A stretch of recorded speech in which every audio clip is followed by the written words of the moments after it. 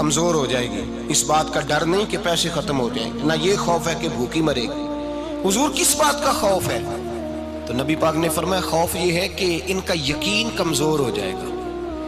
یاد رکھیں اگر اعتبار نہ ہو تو گھر نہیں چلتا، تو اگر اللہ رسول پر یقین کامل نہ ہو تو پھر بندہ مسجد نہیں آ سکتا، پھر اس کا دین نہیں چلتا، پھر اس کے لیے مشکل ہے نماز، پھر اس کے لیے مشکل ہے راہ خدا میں خرچ کرنا۔ میرے نبی پاک نے فرمایا یوں نہ کہا کر کہ یا اللہ چاہے تو دے چاہے تو نہ دے، جب مالک سے مانگ تو کہا کر یا اللہ تجھی سے مانگنا ہے، میں لے کے اٹھوں گا، تو مجھے دے گا۔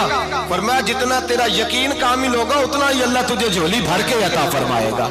کمزور سا مسلمان، لڑکھڑاتا سا مسلمان دیکھتا ہوں کرتا ہوں، اور یہ بھی نہ دیکھا کریں بھائی ایمان یقین کو استقامت کے درجے پہ لیں، یہ نہ دیکھا کریں کہ وہ کیسے دے گا، وہ کسی وسیلے کا محتاج نہیں ہے، وسیلے کو پسند کرتا ہے، پر وسیلے کا محتاج وہ بغیر وسیلے کے بھی دے دیتا ہے۔ ہر آدمی ماں باپ کے ذریعے پیدا ہوتا ہے، اگر پیدا کرنا چاہے تو جناب عیسیٰ کو بغیر باپ کے پیدا کر دیتا ہے، اگر پیدا کرنا چاہے تو حضرت آدم کو بغیر ماں اور باپ کے پیدا کر دیتا ہے۔ جب یقین رکھیں، یقین قرآن مجید پڑھیے، حضرت موسیٰ علیہ السلام فرعون کے دربار میں کھڑے ہیں، چاروں جانب دشمن ہی دشمن ہے، جادوگر آ گئے، انہوں نے سانپ چھوڑے، حضرت موسیٰ کے ہاتھ میں ڈنڈا تھا، حضرت موسیٰ کہتے ہیں یا اللہ کیا کروں؟ تو اللہ تعالیٰ نے فرمایا اپنا عصا پھینک دو۔ کہنا چاہیے تھا نا کہ یا اللہ ایک ہی تو شے ہے، اتنے سانپ ہے، بچانے کے لیے ڈنڈا ہے وہ پھینک دوں؟ ڈنڈا پھینکا جاتا ہے، سانپ کو دیکھ کر کے قابو کیا جاتا ہے۔ یہ میرا اور آپ کا ذوق ہے نا، لیکن انبیاء کرام کا انداز ملاحظہ کیجئے میرے عزیزو۔ اللہ فرماتے ہیں ڈنڈا، اے موسیٰ ڈال دے اپنا عصا، پہلے نہیں فرمایا کہ سانپ بن جائے گا، فرمایا بس تو ڈال دے۔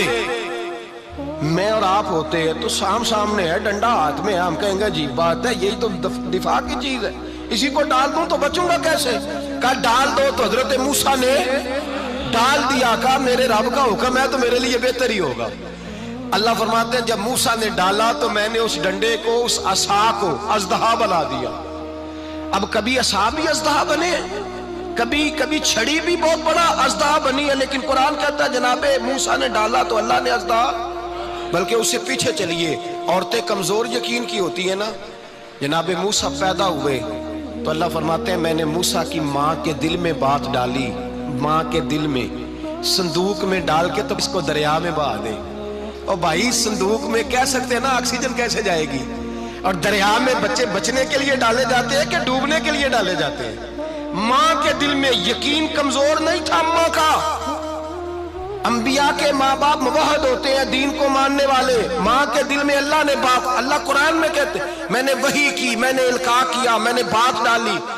حضرت موسیٰ کی ماں کہتی ہے میں نے ڈال کے نا سمندر میں بیٹا، میں نے سمندر میں بیٹا ڈال کے صندوق میں بند کر کے رب کے حوالے کیا۔ آپ فرماتے ہیں میرے مالک کا بھروسہ کیا تو پھر میرے مالک کا کام دیکھو، کمال دیکھو، میں نے دریا میں ڈالا، اللہ نے فرعون کے گھر میں میرے بیٹے کی پرورش کرا دی۔ یہ یقین کہ حضرت موسیٰ کے پاس قوم آئی، قرآن پڑھیے، کہا جناب پانی چاہیے، وَإِذِ اسْتَسْقَىٰ مُوسَىٰ لِقَوْمِهِ، موسیٰ نے اپنی قوم کے لیے پانی مانگا، ہم نے کہا فَانْفَجَرَتْ مِنْهُ اثْنَتَا عَشَرَةَ عَيْنًا، اپنا ڈنڈا پتھر پہ مارو۔ عقل والا آدمی ہوتا تو اڑ جاتا، کہتا یا اللہ پتھروں سے بھی کبھی پانی نکلا ہے؟ اضرب بعصاک الحجر، مارو پتھر پہ ڈنڈا۔ اللہ کے نبی نے منٹ نہیں لگایا، ٹھا کر کے ڈنڈا لگایا، فَانْفَجَرَتْ مِنْهُ اثْنَتَا عَشَرَةَ عَيْنًا۔ اللہ فرماتے ہیں جناب موسیٰ نے ایک عصا مارا، میں نے 12 چشمے جاری کر دیے۔ تو لے تو اللہ کرتا ہے، اللہ کہتا ہے پڑھ نماز روزی دوں گا، کہتا ہے سوچتا ہوں۔ اللہ فرماتا ہے آجا مسجد میں تیرا ہو جاؤں گا، کہتا ہے دیکھتا ہوں۔ رب فرماتا ہے تو میرے محبوب کی غلامی کر، میں تجھے محبوب بنا لوں گا۔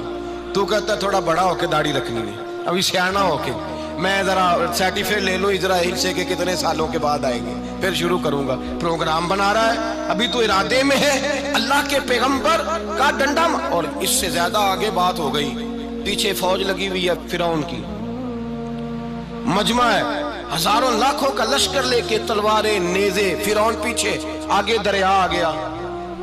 حضرت موسیٰ علیہ السلام کھڑے ہیں، اب کدھر جائیں؟ اللہ پاک نے فرمایا مارو ڈنڈا۔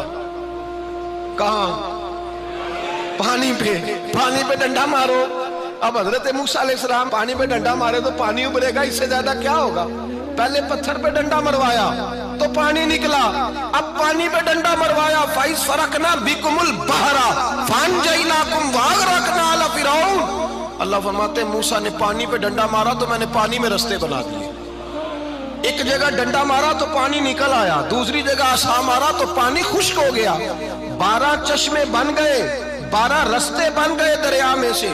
حضرت موسیٰ علیہ السلام گزر گئے اور اللہ فرماتے ہیں فرعون بھی آیا تو اسے میں نے غرق کر دیا، اور وہ کھڑا دیکھتا ہی رہ گیا کہ بنا کیا ہے۔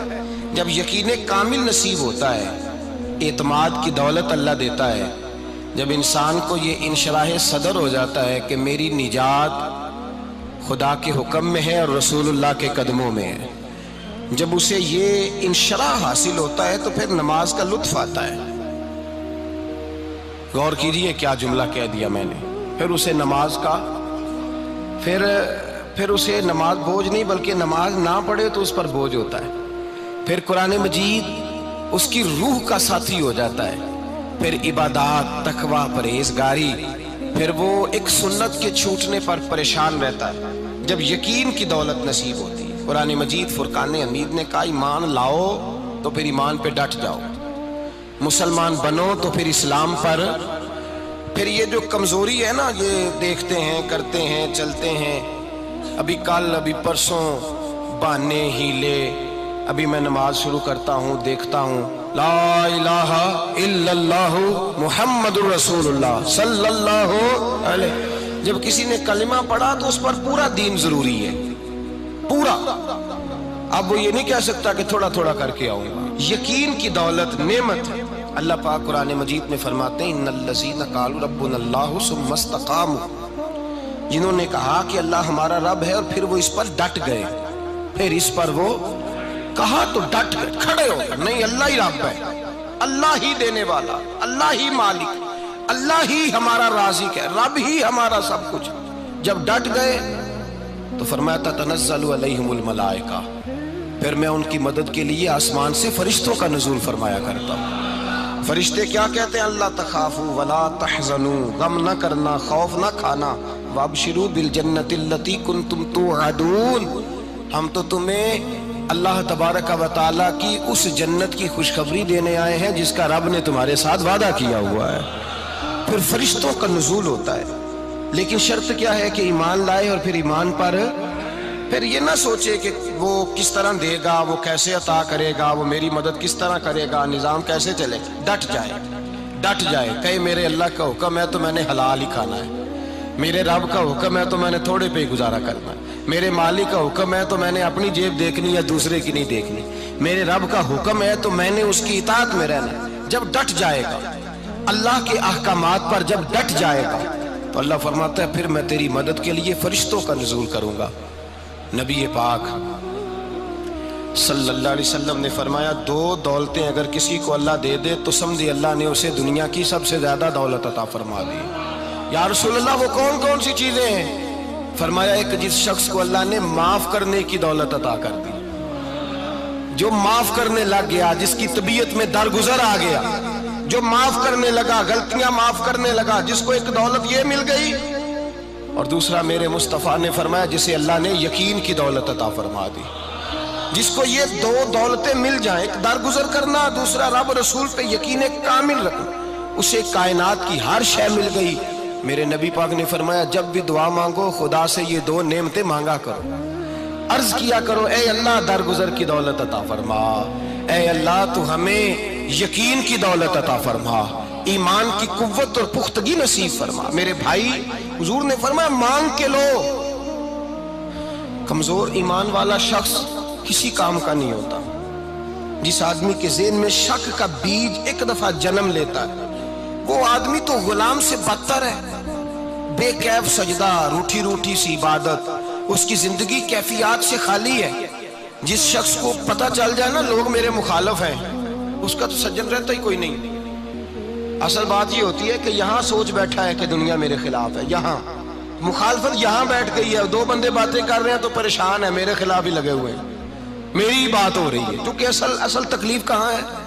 اور اگر یہاں یقین کامل ہو گیا نا کہ سارے مجھ سے پیار ہی کرتے ہیں، تو تو پھر دو بندوں کو بات کرتا دیکھیں گے تو یہی سوچے گا میری تعریف